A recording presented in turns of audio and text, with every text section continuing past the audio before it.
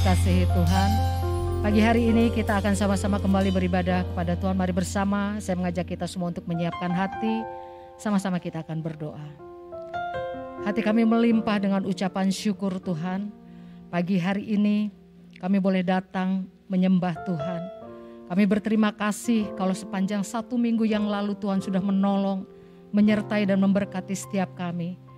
Kami bersyukur, kami tahu karena Tuhan baik buat setiap kami. Berkati setiap kami umat Tuhan yang pagi hari ini beribadah kepada Tuhan. Kami percaya bahwa kuasa dan pengurapan Tuhan pun turun dan melawat setiap jemaat Tuhan yang mengambil bagian dalam ibadah online.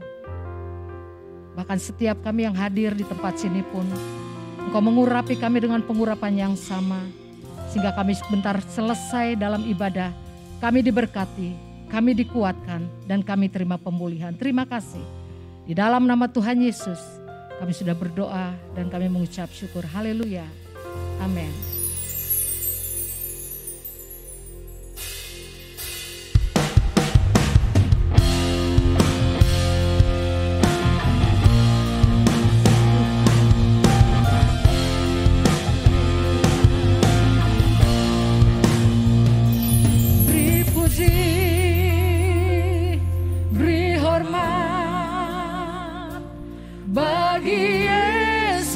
Yang duduk di tahta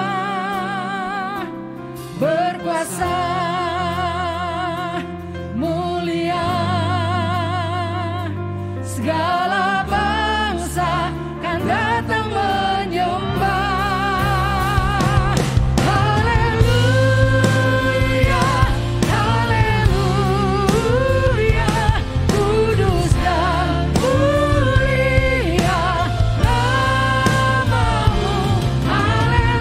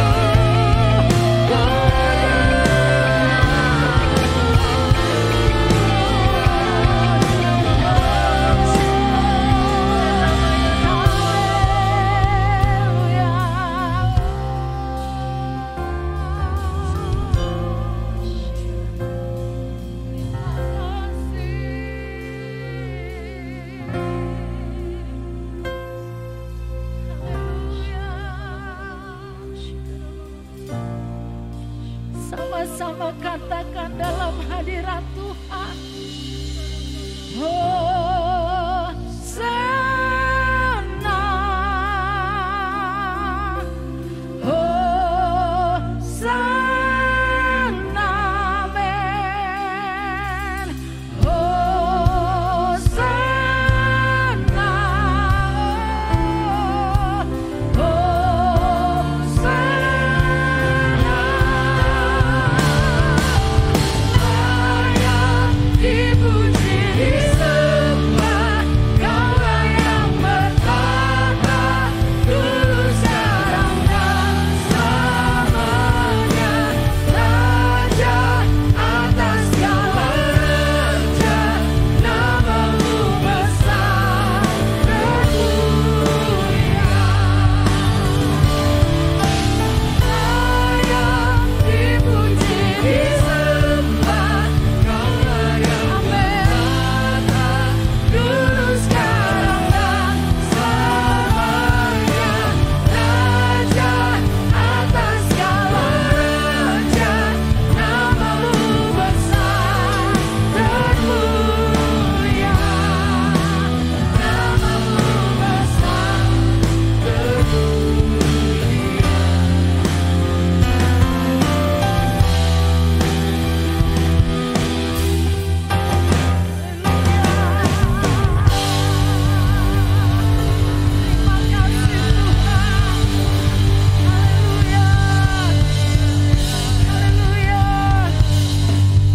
Berapa banyak jemaat Tuhan yang diberkati Tuhan. Boleh sama-sama lambaikan tangan kita di hadapan Tuhan. Haleluya.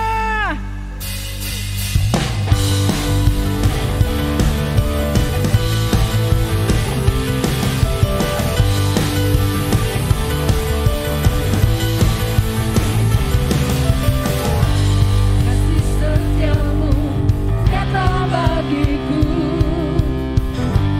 lipat kebajikan dan setia bagiku. Sebab alasanku lipat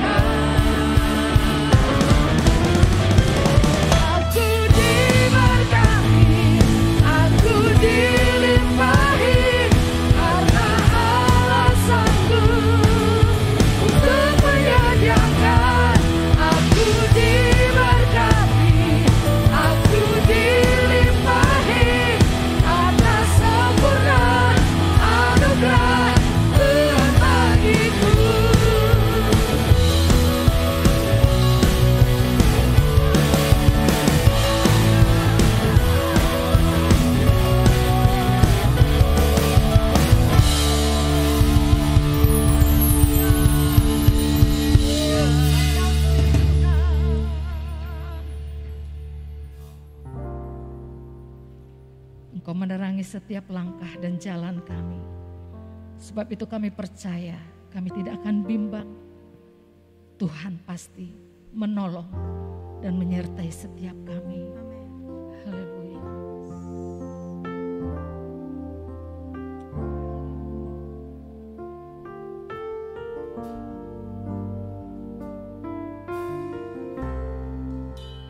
Terima kasih Tuhan. Sama-sama naikkan pujian ini bagi Tuhan. Saat ku berjalan, kasih-Mu menerangi langkahku. Takut, takut, takut bimbang, karena ku tahu Kau bersamaku. Kau lebih tahu yang terbaik bagi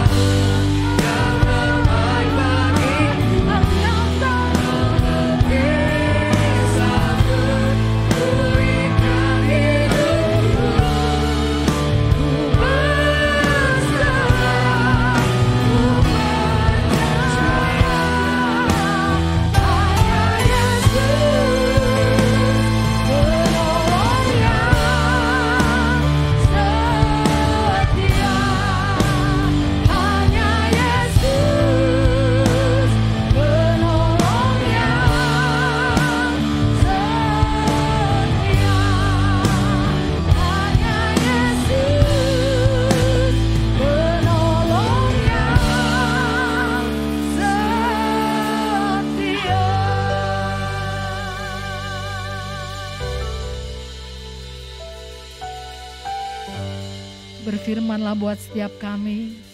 Kami siap mendengar dalam nama Tuhan Yesus. Amin. Kami mengucap syukur Tuhan untuk ibadah pada hari ini di GBI Asia Afrika. Kami percaya bahwa Tuhan ada bersama kami.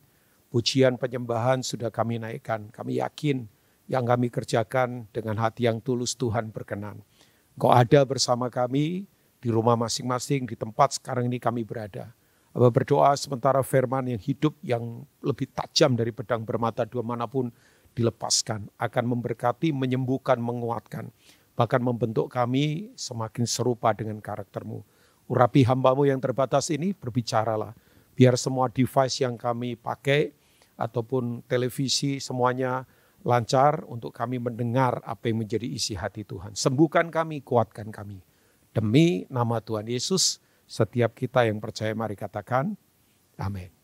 Ya, shalom Bapak Ibu semua yang ada di GBI Asia Afrika Bandung.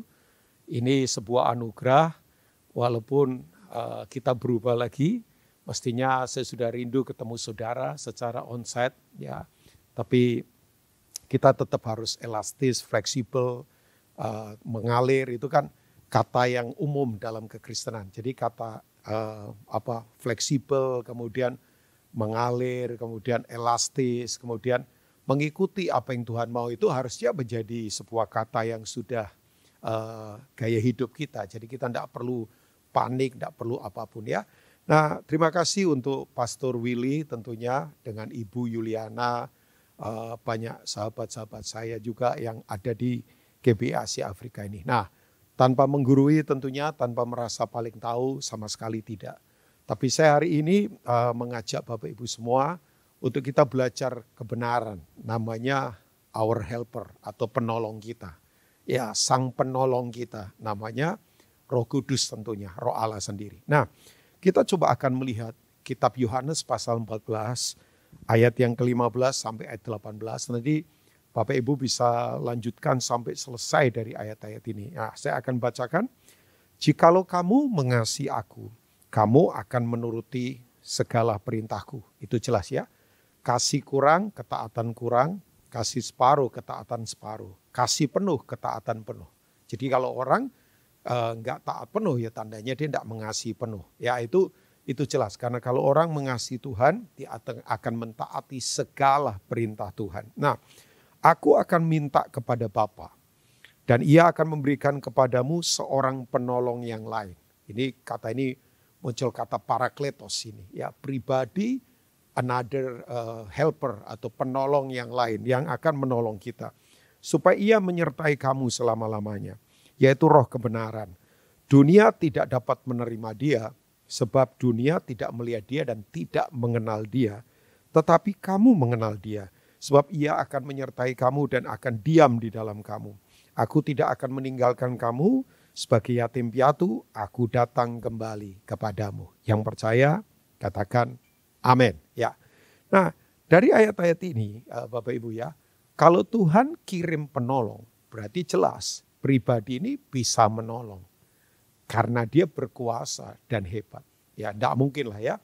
Misalnya begini, Bapak Ibu punya kebutuhan di sebuah persoalan. Ya jelas, yang bisa menolong kita adalah yang mampu untuk menolong kita. Ya, misalnya Bapak Ibu perlu solusi untuk sebuah persoalan misalnya. Ya jelas, Bapak Ibu akan sungguh-sungguh dapatkan pertolongan dari orang yang sanggup untuk menyelesaikan persoalan itu. Dan saya yakin yang disebut penolong di sini adalah pribadi yang sangat berkuasa, yang melebihi apapun, melebihi masalah kita, melebihi semua yang ada di dunia ini. Nah, pribadi itu jelas namanya adalah Roh Kudus. Cuman pertanyaannya, yang harus kita bangun apa? Yang harus kita bangun adalah sikap rendah hati.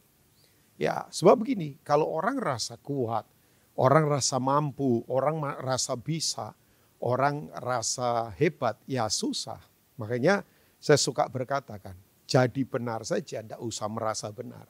Ya, baik itu bagus, tapi kalau rasa baik, ya yang lain kita anggap sepele, nah itu masalahnya. Nah, Tuhan mau kita punya hati seperti itu, hati yang penuh dengan kerendahan hati. Saya sadar Bapak Ibu ya, kalau orang rasa tidak berdaya, genuine ya, tidak dibuat-buat, rasa bahwa dia tidak mampu apa-apa tanpa Tuhan. Wah, itu hati yang sungguh-sungguh berkenan di hadapan Tuhan. Nah, persoalannya bukan pada roh Tuhan yang sanggup menolong kita. Pasti dia berkuasa, dia hebat, dia tidak terbatas. Cuman masalahnya kita punya hati enggak untuk terbuka buat dia. Nah, saya ingin mengajak kita untuk coba belajar beberapa hal sederhana ya. Jadi di tengah situasi yang tidak gampang ini, percayalah Bapak Ibu ya, bahwa Tuhan tak pernah tinggalkan kita. Kita suka dengar kata-kata itu.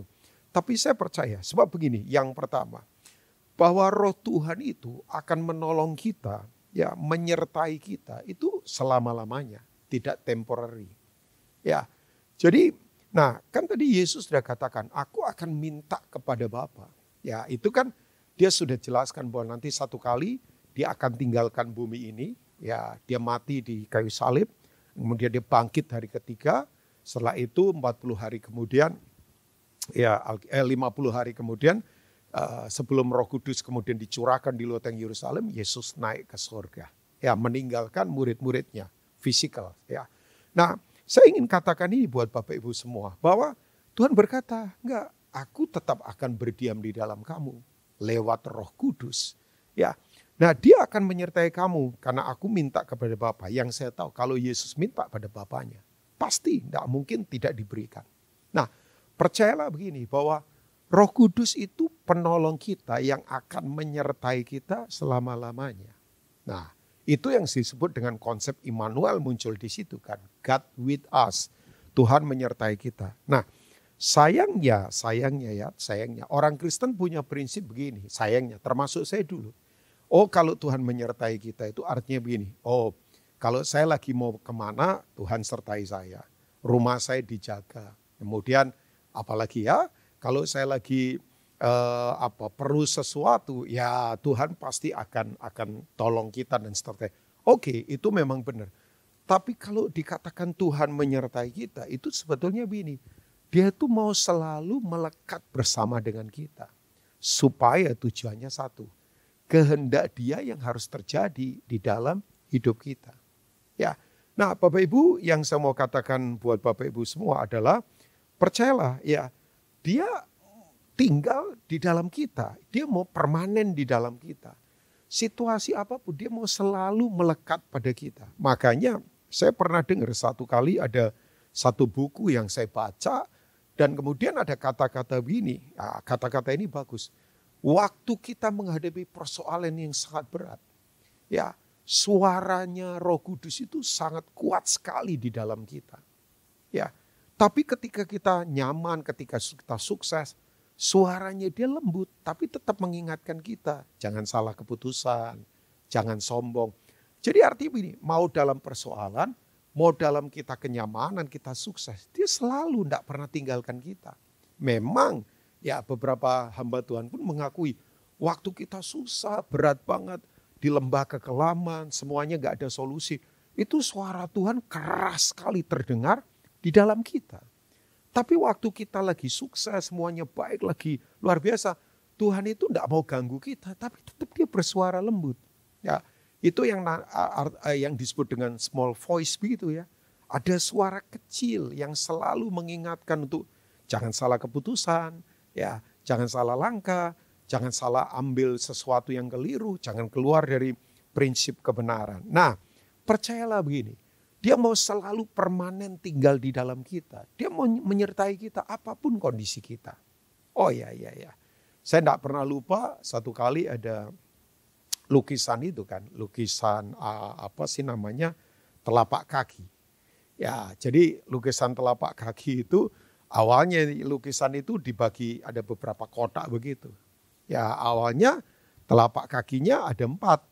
Ya telapak kaki yang biasa ya sepasang, kemudian telapak kaki yang agak besar sepasang.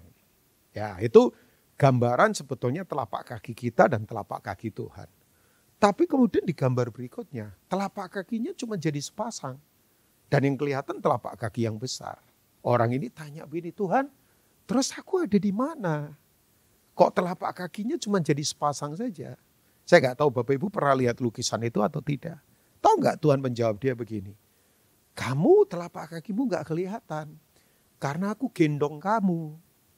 Ya, dan itu sebetulnya waktu orang itu sedang mengalami situasi badai, situasi yang berat, situasi semua krisis yang menghantam dia dalam semua hal. Dia mengalami titik yang paling berat dalam hidupnya. Tuhan berkata begini, kamu tidak jalan sendiri, aku gendong kamu kok. Coba. Jadi waktu ya lukisan yang saya lihat kayaknya biasa, tapi maknanya begitu dalam bahwa dia mau permanen diam di dalam kita. Ya itu tuh. Ya, dia mau at home di dalam kita. Itu kata Yunaninya pakai kata katoikasai. Ya, bahwa dia mau feel at home di dalam kita. Dia mau permanen di dalam kita. Makanya saya sering ingatkan buat kita kan. Dalam kebaktian misalnya di gedung gereja. Ya, dalam kebaktian Tuhan hadir. Betul, Tuhan hadir karena kita. Tapi kan hadir itu tidak permanen. Yang Tuhan mau adalah dia berdiam di dalam kita. Kolose 1 ayat 27 kan. Which is Christ in you, the hope of glory. Ya, terjemahnya Indonesia, Kristus ada di antara kita. Kesannya kan di luar, di antara kita ya. Misalnya saya sama seseorang, ya, kemudian Kristus ada di antara kita, berarti di tengah-tengah kan. Ya, kesannya di luar. Tapi sebetulnya dia mau berdiam di dalam kita. Makanya betul, ya, gedung gereja adalah tempat di mana Tuhan hadir. Oh iya, tapi kan enggak permanen. Tapi Tuhan mau berdiamnya di dalam kita. Makanya saya suka berkata, oke lah kita punya tempat bagus-bagus, oke lah ya fasilitas. Tapi jangan sampai itu menjadi identitas kekristenan kita. Maksud saya begini, itu tempat Tuhan hadir, oke. Tapi yang penting apakah tempat kediaman Tuhan kita urus. Ya sekarang tempat kehadiran Tuhan, oke, fasilitasnya oke. Tapi masalahnya tempat kediamannya Tuhan gak dibangun dengan benar. Ya, jadi Tuhan mau kita mempersiapkan hati yang kuat. Bahwa dia mau berdiam di dalam kita. Dia mau berfellowship dengan kita. Supaya tujuannya, kehendaknya yang terjadi di dalam hidup kita. Ya, saya berharap Bapak Ibu sungguh-sungguh menangkap ini. Makanya betul kan yang Daud katakan. Siapakah yang boleh naik ke gunung Tuhan? Yang berdiri di hadapan tahtanya. Ya jelas kan. Kemudian dia berkata orang yang bersih tangannya. Orang yang murni hatinya. Saya suka kata itu ya. Kemurnian hati. Ya kata lainnya menggunakan kata tahor. Kan? Tahor itu dari kata itu muncul kata tahir. Ya seperti nasir muncul kata nazar. Ya bukan Nasarudin ya. Tapi dari kata nasir misalnya muncul kata nazar. Dari kata tahor muncul kata tahir. Itu terkoneksi. Kata tahir itu ya tahor, ya tahir itu kan hati yang bersih, the clean heart. Ya, definisi saya adalah sebuah keadaan hati di mana tidak ada produk setan di dalamnya. Masih ingat gak di pasal 14 ini Bapak Ibu atau saya bacakan ya pasal 14 Yohanes ini kan ayat 30. Yesus kemudian berkata begini. Tidak banyak lagi aku berkata-kata dengan kamu. Sebab penguasa dunia ini datang. Siapa penguasa dunia ini? Setan dengan kegelapan kerajaan gelap. The kingdom of darkness. Itu datang. Tapi dia berkata, ia tidak berkuasa sedikit pun atasku. Bayangkan. Setan tidak berkuasa sedikit pun. Karena begini, tidak ada produk setan di dalam dirinya Yesus sebagai manusia. Tidak ada. Ya, makanya setan tidak bisa tuding dia, himpit dia, intimidasi dia. Saya sering katakan kita ada di masa di mana orang sekarang gampang terpenjara oleh intimidasi, oleh kekhawatiran. Ya, makanya orang sekarang sakit mental jauh lebih banyak daripada yang sakit fisikan. Wah, kita dibingungkan. Tapi please, hopefully jemaat yang ada di Asia Afrika ini, saya berdoa sungguh-sungguh, mari kita sadar begini bahwa dia ada di dalam kita. Dia mau permanen di dalam kita. Dia mau feel at home. Dia mau melekat bersama kita supaya kehendaknya yang terjadi. Nah, yang kedua ternyata. Kenapa kita tidak perlu khawatir? Kita punya penolong. Sebab yang kedua adalah, dia adalah roh kebenaran. Ya, yang tak terkalahkan oleh apapun. Ya, saya suka ada kata-kata, Bapak Ibu saya yakin familiar dengan kata ini ya. Orang benar, ya orang berani karena benar. Betul kan? Orang berani karena benar. Orang kalau enggak benar pasti takut, bersembunyi, Ya, kemudian tutupi dirinya dengan segala cara, dengan make up kah, dengan gelar kah, dengan bahkan saya katakan seringkali orang tutupi dirinya di belakang mimbar. Ya, enggak berani apa adanya. Ya, makanya satu kali saya baca buku, ada itu kan, ada sebuah kesaksian, penulis buku itu menulis begini, wah ada orang lagi khotbah, tiba-tiba mimbarnya pecah jadi dua. Wah orang itu berkata lawatan Tuhan, revival, bolehlah silakan ya. Tapi kemudian saya bertanya begini, kenapa mimbarnya pecah? Orang berkata, ini kan revival, ini lawatan Tuhan. Oke. Tapi menurut saya, hang on. So begini, bisa saja Tuhan pecahkan mimbar karena begini. Tuhan tidak mau orang bersembunyi di balik mimbar kan. Bisa saja kan. Tuhan mau orang hidup apa adanya. Nah yang saya tahu kalau orang benar Bapak Ibu. Dia tidak akan takut untuk hidup sesuai dengan siapa dirinya menurut firman. Ya, nah saya percaya begini. Dalam kebenaran kita tidak akan terkalahkan. Ya makanya betul penolong ini adalah roh kebenaran. Nah kita tahu Bapak Ibu ya. Kalau kita membaca Yohanes pasal 8 jelaskan bahwa kamu adalah muridku. Kalau engkau tetap dalam firmanku kamu adalah muridku. Dan kamu akan mengetahui kebenaran. Kebenaran itu akan memerdekakan kamu. Yang percaya katakan amin. Nah kata kebenaran bahasa Indonesianya kebenaran ya. Bahasa Inggris kan ada beberapa kata. Truth kemudian righteousness. Ya itu dalam bahasa Inggris. Tapi dalam bahasa aslinya kata kebenaran itu kan dibagi dua hal ya. Yang pertama aletheia. Ya, aletheia itu adalah absolute word. Absolute word itu adalah firman yang tak terbantahkan, yang absolut. Ya, bahwa yang semua yang terjadi itu tidak pernah meleset dari firman. Makanya saya sering katakan dari awal langit bumi diciptakan sampai selesainya nanti itu semuanya, saya pakai bahasa ini, sudah terperangkap dalam firman. Tidak mungkin keluar dari situ. Jadi semuanya terperangkap dalam firman. Sudah kayak dijebak dalam firman, udah terperangkap, udah memang. Karena dia berkuasa. Makanya betul, orang gak punya firman, gak punya masa depan.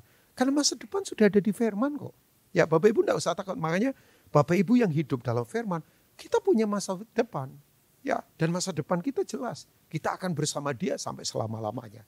Nah, ternyata Bapak Ibu, firman itu absolut. Firman tak terbantahkan. Makanya betul, firman yang keluar dari mulut Allah, Yesaya 55 ayat 11, tidak akan kembali dengan sia-sia. Tapi akan melakukan apa yang Allah kehendaki dan akan berhasil pada apa yang Allah suruhkan padanya. Yang setuju katakan amin.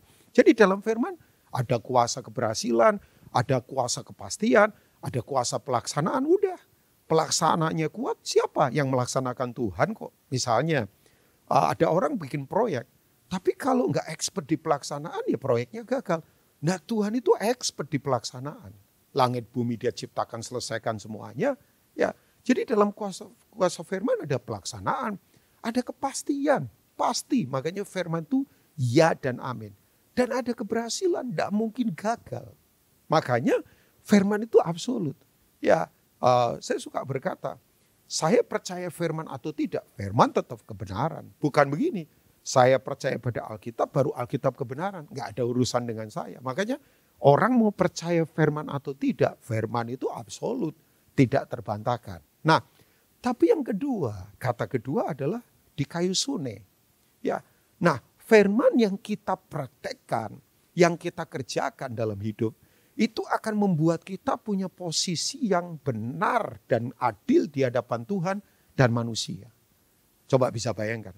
Jadi kita akan punya posisi yang memang berbeda dalam kehidupan. Nah kita tahu kan posisi kita itu akan menentukan identitas kita, menentukan kapasitas kita, menentukan tujuan hidup kita kan.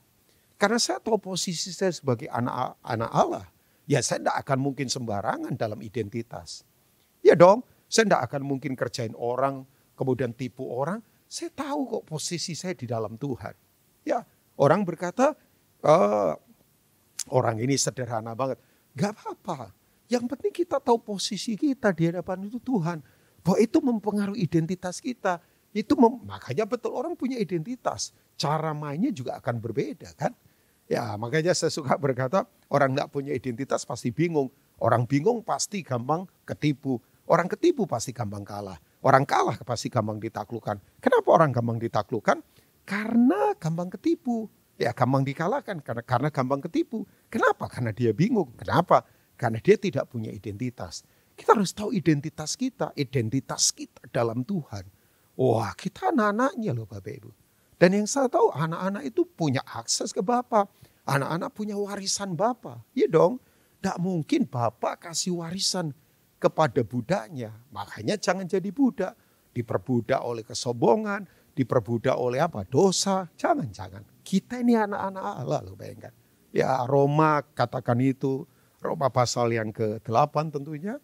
Bahwa kita ini anak-anak Allah. Tidak ada roh perbudakan lagi di dalam kita. Nah, saya ingin katakan, nah kalau kita hidup dalam kebenaran Bapak Ibu. Wah, Alkitab berkata, kamu akan dimerdekakan. Ya Yohanes pasal 8 ayat 32. Kita akan dimerdekakan. Kita tidak akan terpenjara. Belum lama ini saya ada di satu kota. Saya kunjungin satu keluarga yang dekat dengan saya. Nah, keluarga ini baru pindah rumah. Dan saya nggak tahu mungkin punya hobi kali kayak beberapa saudara. Saya nggak tahu Pak Willy punya hobi yang sama dengan orang ini atau tidak. Yang saya tahu Pak Willy hobinya suka itu kan. Ya mainan apa sih namanya pesawat kecil. Pak Willy pernah cerita ke saya sampai saya berkata wow itu hobi yang luar biasa itu ya. Nah orang ini hobinya suka ngumpulin banyak binatang di rumahnya.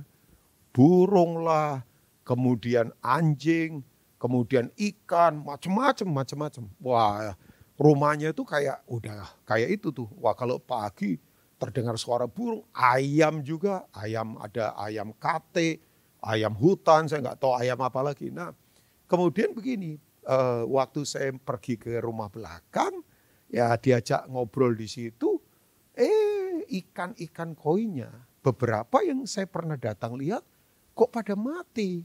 Ternyata memang bagian itunya apa namanya, bagian kayak dinamonya atau apa yang untuk oksigen dan sebagainya itu ternyata kena bakteri. Saya nggak tahu teorinya bagaimana. Jadi beberapa mati. Tapi kemudian anaknya bilang begini. Anaknya tahu juga dia bilang. Ya ini persoalannya di akhirnya Pak Rubin. Tapi kemudian ngobrol-ngobrol dia berkata begini. Tahu nggak Pak Rubin? Ikan itu sebetulnya kalau ditaruh di kolam yang luas dan mengalir secara bagus. Itu ikan-ikan itu akan jadi super dan jadi besar. Saya berkata masa sih? Iya ya. Langsung saya kemudian ingat ini. Makanya betul kan ya. Kalau orang hidup dalam keluasan. Hidup dalam apa namanya. Kehidupan yang tidak terpenjara. Wah memang kualitasnya akan berbeda. Nah kebenaran itu memerdekakan kita Bapak Ibu. Saya berharap sungguh-sungguh. Mari Bapak Ibu. Kita punya penolong yang memerdekakan kita. Hiduplah dalam kebenarannya. Ya, hiduplah mencintai kebenarannya. Ya, saya beritahu, kebenaran itu pribadi. Makanya hari ini saya berkata, dia penolong karena kebenaran itu pribadi. Yohanes 14 kan Yesus berkata, akulah jalan, akulah kebenaran, akulah kehidupan. Tidak ada seorang pun bisa sampai kepada Bapa kecuali melalui aku. Jadi kebenaran itu pribadi. Makanya orang yang tidak benar diperintahkan untuk bertobat. Sebab orang yang tidak benar itu sedang mengkhianati sahabatnya, yaitu Yesus. Ya, kalau mungkin bahasa agak kerasnya, dia sedang menampar sahabatnya, yaitu Yesus. Ya, tahu nggak Bapak Ibu, satu-satunya Tuhan yang berani mempertaruhkan harga diri, integritas, kapasitas, kuasa, kemuliaannya pada perkataan firman-Nya kebenarannya adalah Kristus sendiri. Ya, Yohanes 1 berkata, Allah adalah firman, firman adalah Allah. Jadi Bapak Ibu, tidak usah takut sekali lagi. Saya tidak mengada-ngada, di masa yang tidak gampang ini.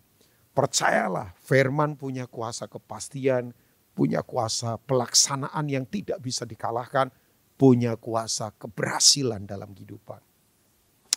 Anak di mana saya datang itu cerita ke saya.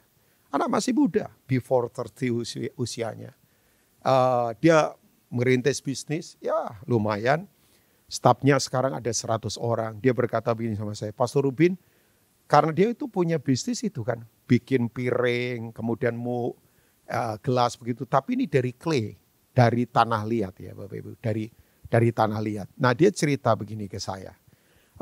Saya itu rindu banget, pengen banget ya punya showroom di Bali.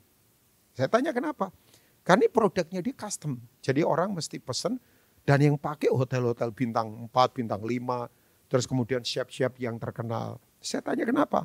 Kalau udah masuk Bali enak Pak Rubin secara pemasaran. Oh iya, tapi ternyata tahu nggak Bapak Ibu? Udah kasih uang jadi untuk beli ruko atau tempat begitu, udah. Tapi dia berdoa Tuhan kalau 2 minggu surat-suratnya nggak beres. Berarti nggak jadi. 2 minggu suratnya nggak beres. Sampai dia berkata, ini kenapa ya? Sepertinya tertutup. Itu 1 tahun atau 2 tahun sebelum pandemi. Jadi kira-kira tahun pandemi kan terjadi 2020 ya kalau nggak salah ya.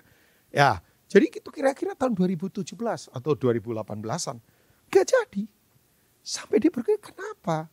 Kemudian kita tahu, begitu terjadi pandemik, waduh wisata di Bali kan turun semua. Mungkin Bapak Ibu yang punya saudara atau apa yang punya hotel di sana juga bisa tahu kan, restoran sepi dan sebagainya.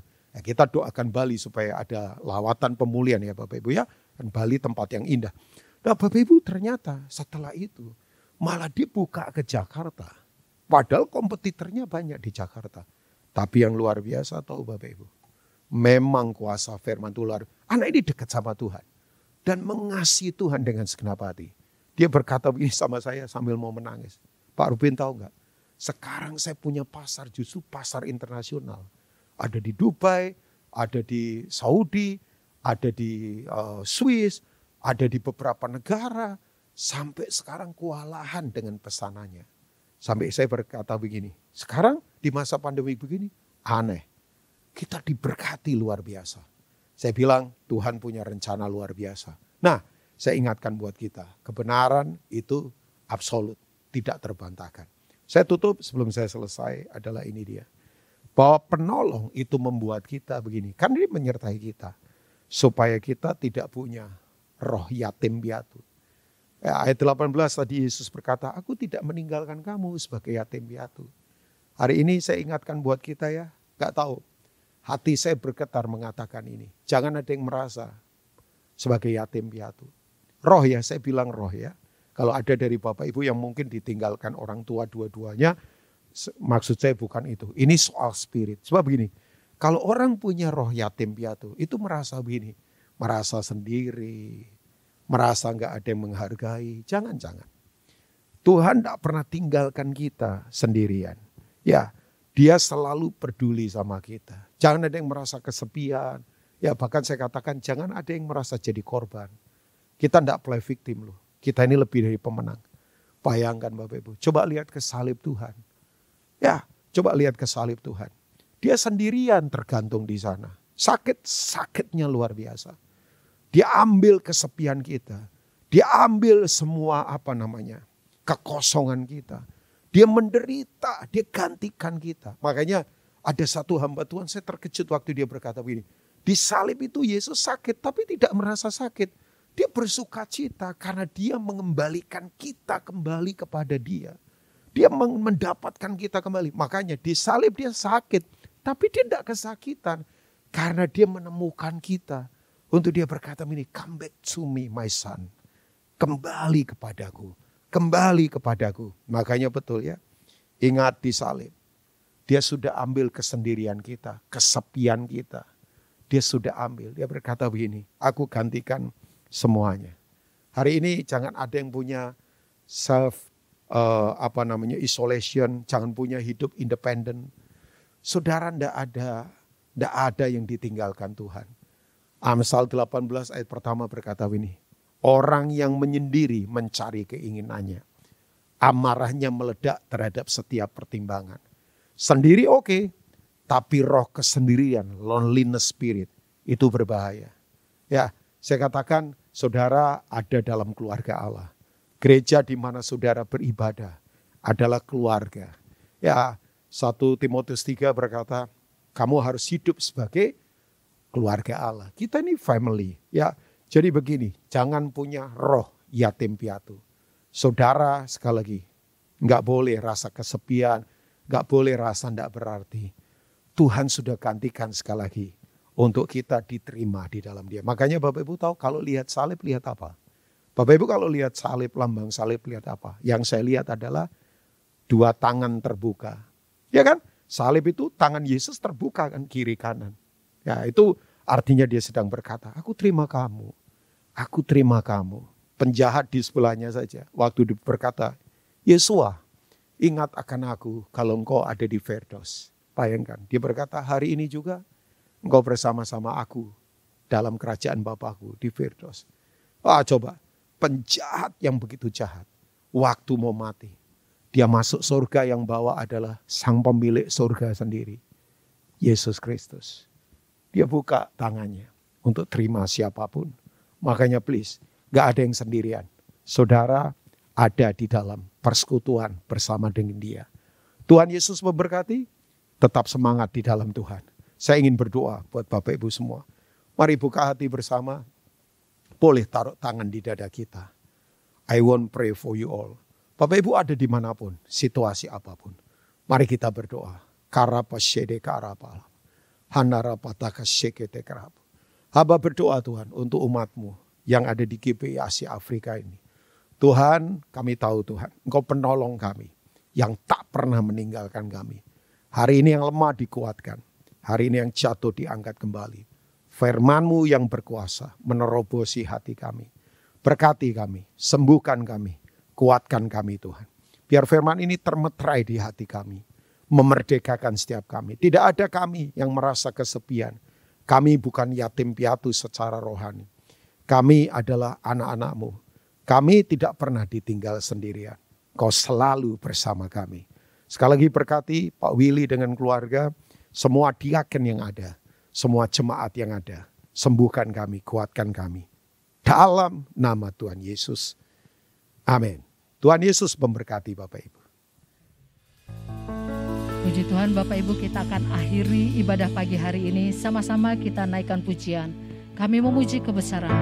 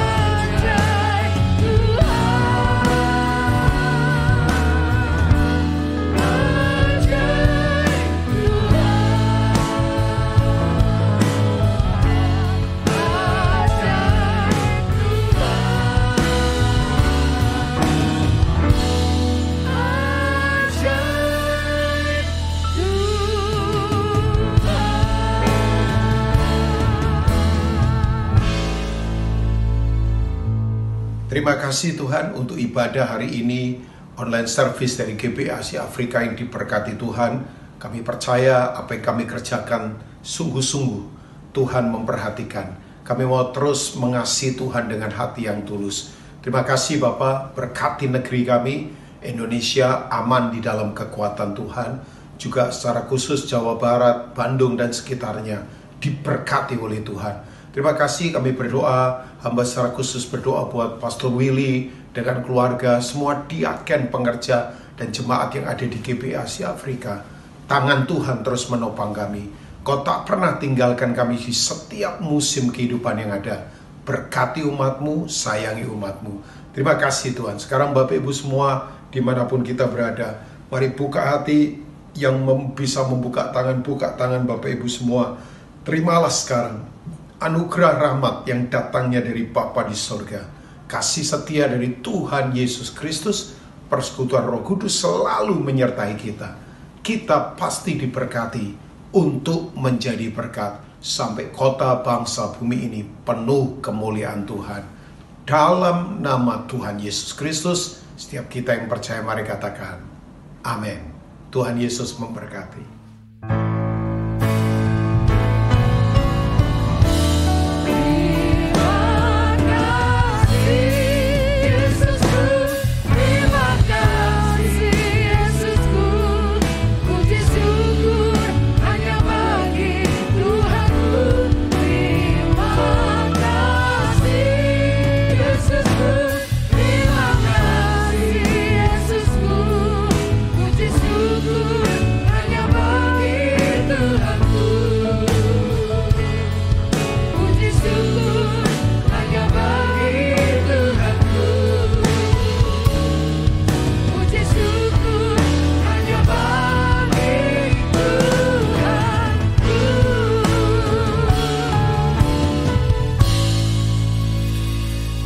Tuhan Yesus memberkati.